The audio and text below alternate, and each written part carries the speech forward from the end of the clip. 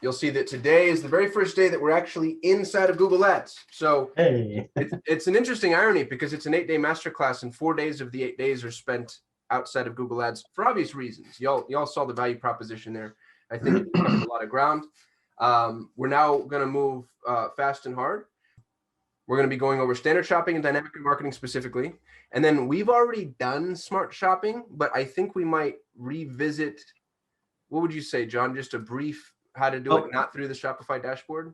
Yeah, and we're going to talk a little bit about, because I know we have a day full of optimizations, like how to scale and that kind of stuff, but I want to talk about kind of the best practices, how to set it up, when to separate, when to what to look for, when to instill a ROAS goal, when not, when to scale, when to shut off different products. You know, we'll talk about all that kind of stuff, because I think that that's going to be probably what everyone really wants to know.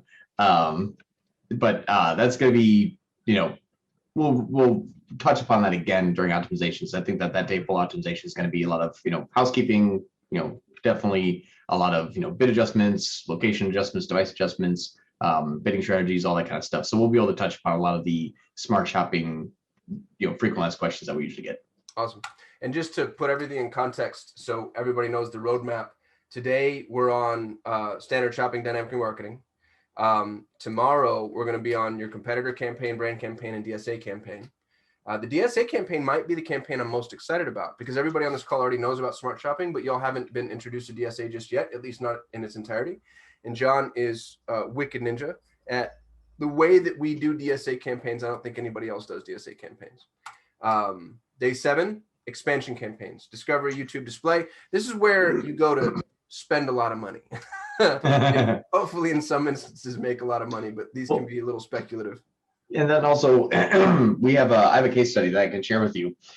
The discovery, YouTube, and display, while they are not heavily conversion heavy, to be redundant, not heavily conversion heavy, they do influence smart shopping a ton. I have actually like a point in time where I can say, here's how the smart shopping campaign has been running.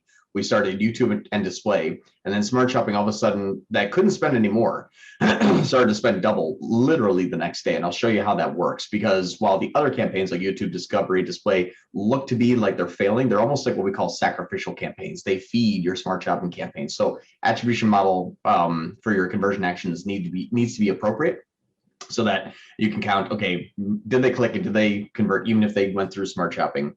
But also, what are our view through conversions? When you're running smart shopping and you have the YouTube display and discovery, you should see your view through conversions start to rise as well. And that's just a good lead indicator that you're hitting the right audience. They're just not converting on those clicks, but they're seeing it and then getting probably remarketed to on smart shopping and then ultimately converting. The YouTube campaign too is going to be kind of broken out into a couple. We're going to do YouTube campaign, and then we're going to use YouTube shopping.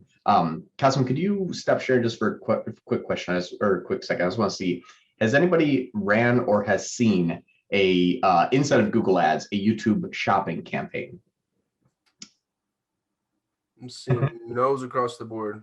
Cool. That's gonna be fun. That'll be it's weird. It's one of my favorite YouTube campaigns, but there's one of the least talked about, least known shopping campaigns. So it'll be pretty cool to cover that. So sorry, you can go ahead and share your screen. Y'all, this is just a quick prognostication. This is where all Facebook advertisers are going to go, because Facebook just died on the vine, and the only major network that's analogous to Facebook in the way that it functions is YouTube. And so if you can wrap your hands around YouTube with a fair degree of efficacy, then I think you're going to be really well positioned for what's to come. I think the next 2 years is going to be the era of YouTube. We've got some chats. Anything I need to attend to? I had to shut down my website and I am rebuilding a new one. I'm not sure if I should participate in today's live class since my store does not have ads account virtual centers set up as yet. Yeah, I would say so. You're going to learn a lot. The button pushing is actually fairly simple. Setting up these campaigns is so funny. We usually have, as a side note, like a 10 to 15 day turnaround time for launching a campaign. The actual launching of the campaign is the easy part. It's everything that we covered the previous 4 days about, plus the strategy. But the actual implementation is easy. But the strategy is something that isn't necessarily button pushing. You'll learn that today about the how, what, and why to run things, even if you don't have to run it. If I time myself building these 3 campaigns, it'd probably take me a total of 10 minutes of just button pushing. So that part's gonna be really, really simple. The knowledge and the strategy is what we're gonna be, I think, most valuable to share today. Yeah, y'all, the most important thing to know inside of Google Ads is what not to press, because Google keeps leading you towards recommended settings that are just not recommended settings. And so that's what to pay attention to. Quick note about that too. There's always the questions like, why do agencies exist and why don't we just work with Google themselves? Google gets paid per click. Their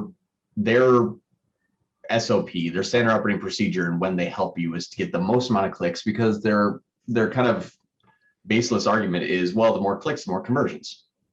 Makes sense. And to a person that maybe is not as ingrained in Google Ads as we all are here on this call, I would say that you probably, all you here know more than probably the majority of the people that work at Google that would help you, but they get paid per click. So they just try to say, hey, turn on maximize conversions all the time, maximize clicks, add in 747 keywords, and you're going to see your traffic rise because they use those vanity metrics. Like, look how many impressions and clicks you're getting, and then the conversions will come. Or, hey, I had one person that said Google just said maybe people just don't want your product. I'm like, oh man, that's horrible. But an agency is trying to give you the most amount of conversions for the least amount of clicks.